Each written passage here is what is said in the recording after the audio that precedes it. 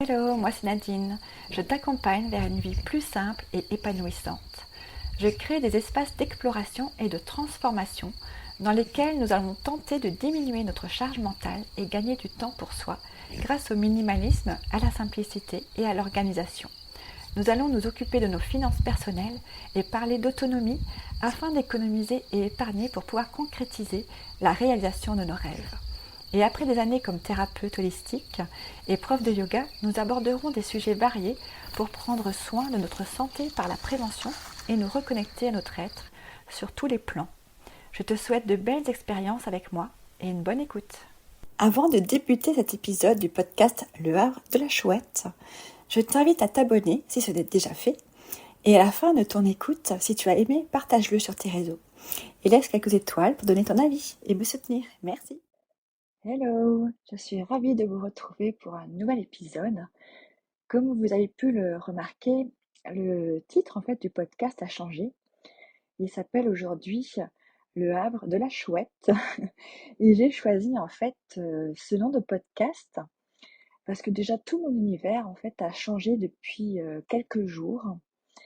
Euh, il faut savoir qu'avant, donc j'étais thérapeute et praticienne en énergétique en fait pendant une quinzaine d'années. Et j'avais déjà créé mes réseaux et tout. J'ai suivi pas mal de formations pour comprendre comment gérer justement les réseaux. Et dans toutes les formations que j'ai suivies, en fait, ils disaient qu'il fallait vraiment faire un blog, un réseau par style d'activité et par rapport à ce qu'on veut parler. Et donc moi, forcément, j'avais toujours en fait plusieurs comptes différents. Ça m'a toujours créé une surcharge de travail. Et je n'arrivais pas en fait à tenir dans le temps, malgré que ce que je voulais partager est pour moi une passion et j'avais très envie de partager tout cela. Donc à chaque fois, à un moment donné, j'en pouvais plus, j'ai arrêté, puis j'ai essayé, je crois, deux, trois fois comme ça. Et puis j'ai fini vraiment par vraiment craquer et à ne plus réussir du tout à réfléchir, à prendre du plaisir dans l'instant présent, tellement j'étais omnibulée par le fait qu'il fallait que je crée des posts, que je fasse des vidéos, sur les différents thèmes dont je parlais, sans compter tout l'investissement financier pour avoir plusieurs blogs différents.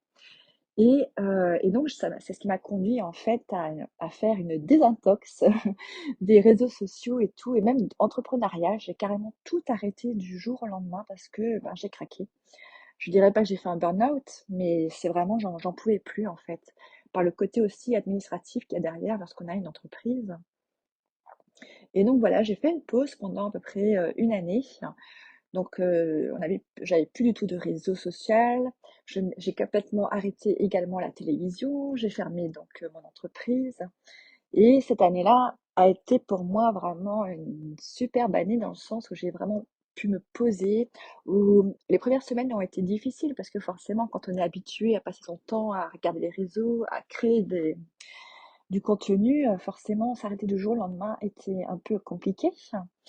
Mais en même pas une dizaine de jours, en fait, c'est passé, puis j'ai commencé vraiment à apprécier de nouveau l'instant présent et à faire les choses que j'aime sans avoir besoin de le partager. Et lorsque j'ai emménagé donc dans ce chalet au cœur de la forêt, forcément, je suis en plein dedans dans tout ce que j'ai toujours voulu avoir. J'ai vraiment aujourd'hui la vie que j'ai toujours rêvé. Et puis, petit à petit, ben, j'avais envie de partager ben, ce changement de mode de vie parce que moi, ça m'a apporté tellement. Je vois les effets sur ma fille, je trouve ça juste magnifique de voir comment elle évolue maintenant. Et, euh, et forcément, bah, j'avais envie d'en parler, mais aussi parce qu'on me posait aussi beaucoup de questions. En fait, mes anciennes amies ou connaissances me demandaient bah, alors comment ça se passe? Parce qu'en fait, tout le monde a un peu peur de changer son mode de vie parce qu'on est tellement ancré dans nos habitudes, dans notre confort, notre zone de confort, qu'on a peur en fait dès qu'on sort de ça et qu'on part vers l'inconnu. Et d'autant plus lorsqu'on quitte tout, qu'on quitte la ville, qu'on quitte tout ce qui est la facilité de vie en fait à avoir tout sur place pour justement bah, partir au milieu de la forêt comme ça. Même si on a des voisins, c'est un petit lieu-dit, donc voilà, je veux dire, on n'est pas non plus seul au monde. Mais voilà, donc tout le monde me posait un peu des questions pour savoir comment se passait, le changement. Et souvent, au début, j'ai remarqué qu'en fait, les gens pensaient que j'allais pleurer, regretter mon choix, mais carrément pas. Et bien au contraire, lorsqu'ils viennent ici, ils se rendent compte en fait à quel point c'est juste magnifique en fait. Et donc, j'avais envie de partager ça. Donc, j'ai commencé donc à créer le podcast Vivre avec moi pour vivre mieux, et également donc le blog et les vidéos. Et je me suis rendu compte qu'effectivement, tout ce qui touchait justement à l'autonomie, au changement de vie, à comment faire des économies, gérer mieux son budget, et ben en fait, ça plaît énormément. Et donc ça, je suis super contente de pouvoir partager, mes propres expériences pour, justement, peut-être vous donner envie à vous aussi, d'oser réaliser vos rêves et peut-être, je dis pas que c'est forcément le même que le mien, il y a tellement de rêves différents, il y a tellement d'envies différentes, dans les modes de vie. Moi, c'est vrai que maintenant à la cinquantaine, j'ai envie de me poser. J'ai eu mes années où j'habitais à Paris, où je sortais tout le temps, où j'allais au théâtre, au cinéma, je faisais plein de choses.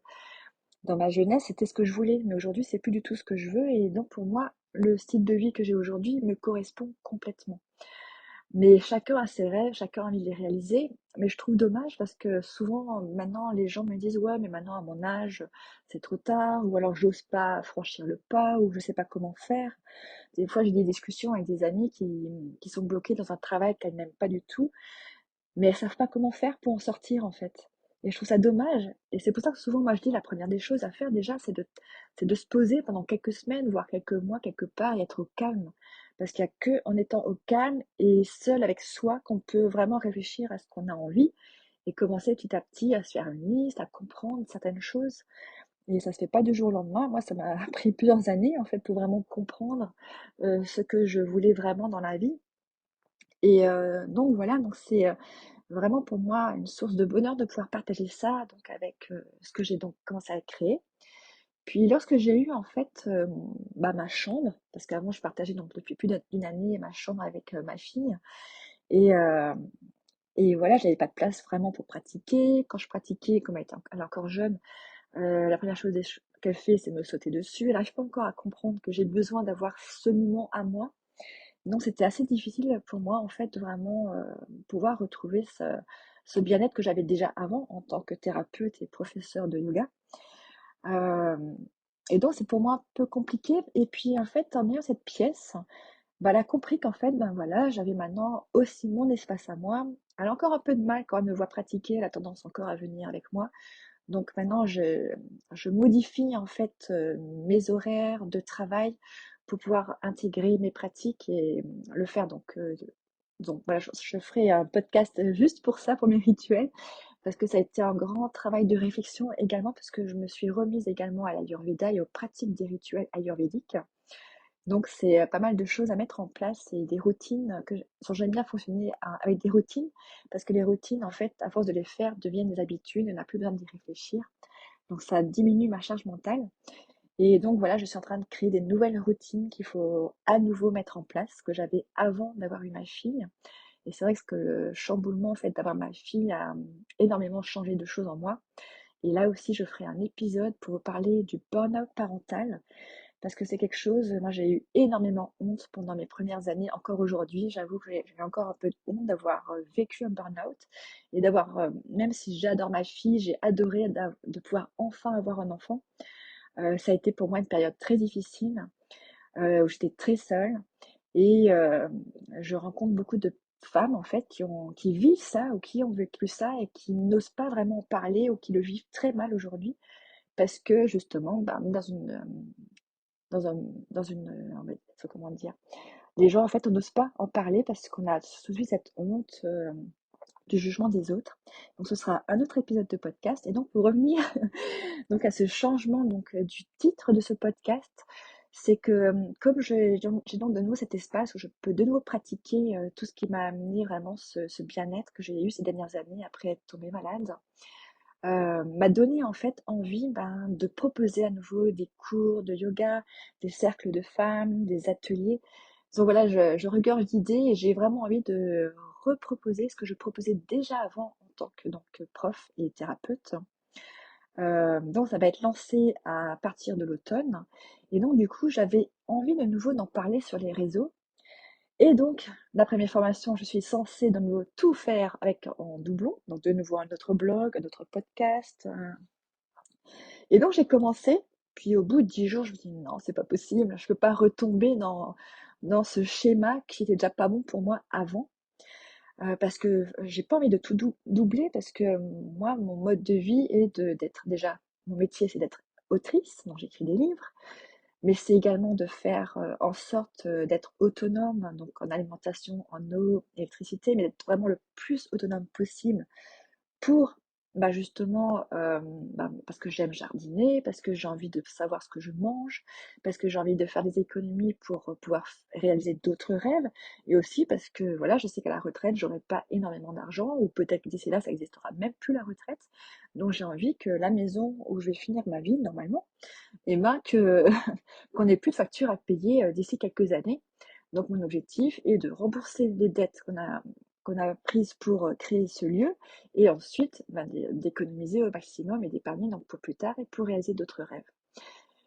Et donc c'est pour ça aussi que je parle beaucoup d'autonomie, parce que je suis sûre que d'autres personnes, sont très intéressées, parce que je vois par rapport aux gens qui visionnent mes vidéos sur, YouTube. Et donc j'ai, la semaine dernière, je ne sais pas pourquoi, donc quand j'ai pris la décision, je ne sais pas pourquoi, mais je savais que je ne voulais plus écouter toutes les formations que j'ai suivies.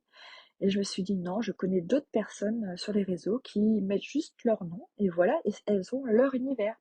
Parce que c'est vrai que moi j'ai donc mon univers en tant qu'écrivaine, en tant qu'autonomiste, mais également donc en tant que professeur de yoga, en tant que thérapeute. Je t'ai juste coupé par ma chienne. Et donc voilà, j'avais vraiment envie de